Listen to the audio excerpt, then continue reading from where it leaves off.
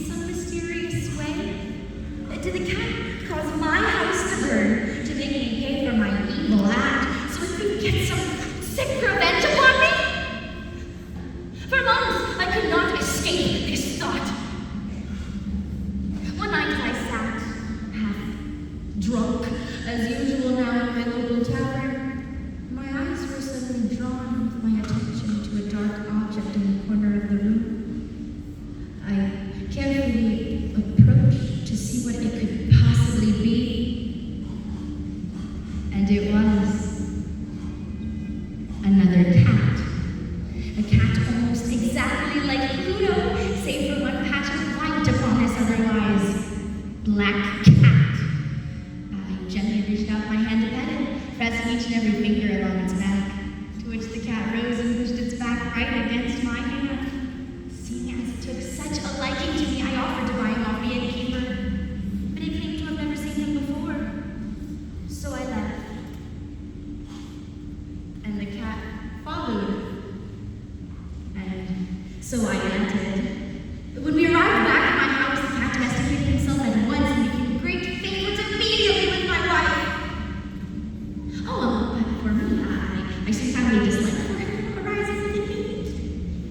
This was just the reverse of what I had anticipated.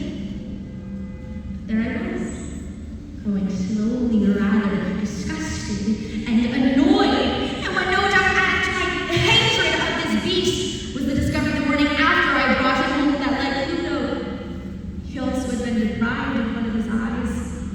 That circumstance, however, only endeared him to my wife even more. But with my such aversion to this animal, however, its fondness for myself only seemed to increase, and it followed my every single footstep. You see, whenever I sat in my favorite chair, the cat would go right underneath my legs, or spring up on my knees. If I arose to walk, it would get in between my feet, thus nearly throwing me down. Stabbing into heads, that! Evil thoughts became the sole thoughts in my head.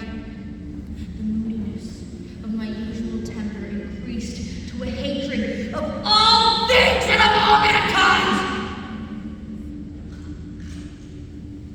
One night my wife called upon me to go into the cellar of what remained of our home.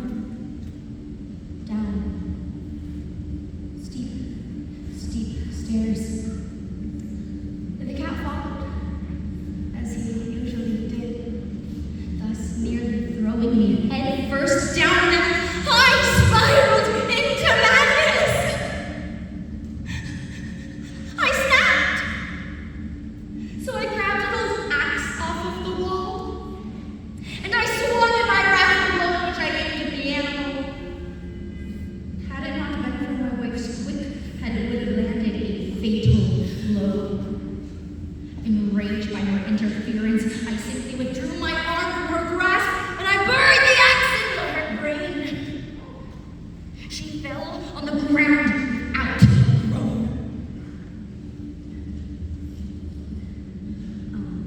With this hideous murder accomplished, I now set myself forth on the task of concealing the body. I knew I could not remove it from the house without the risk of being seen. So I pondered, cutting up the corpse into little fragments, or destroying it by fire. I deliberated about casting it into the well of my yard, and finally, I determined I would just wall it up. Yes, wall it up! Just as the Middle Ages monks would have done. Why, I made no doubt that I could readily displace the bricks, insert the corpse, and wall the hole up so that no eye could detect anything suspicious. And by means of a crowbar, I did just that. I dislodged and displaced each and every brick, insert the body in the inner wall, propped it in the right position, prepared a plaster that could not be distinguished from the old, and I went down for the new brickwork. Once complete, no one knew anything had happened. Days passed by, and the cat never returned.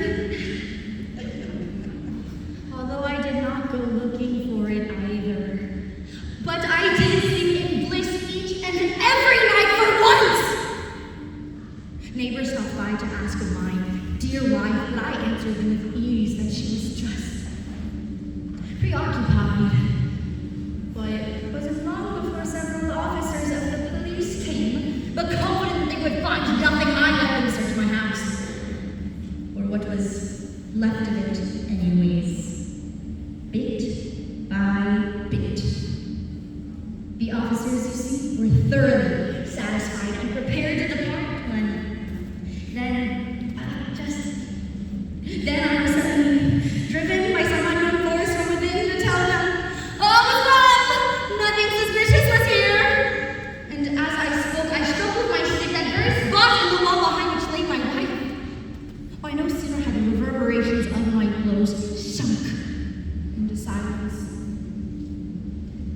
than I was answered by a voice from within the tomb, by a cry, at first very muffled, but growing louder, almost like a wailing of sorts. Louder, almost screaming. Now, louder! It sounds like the throats of the damned in pure agony!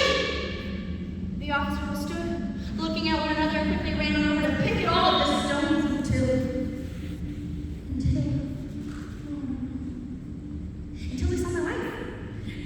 my very dear, very dead wife, black with blood, smelling of rotten flesh and decay. On the body's head, one eye filled with fire, mouth gaping open wide. In the color of blood sat the hideous beast of a cat.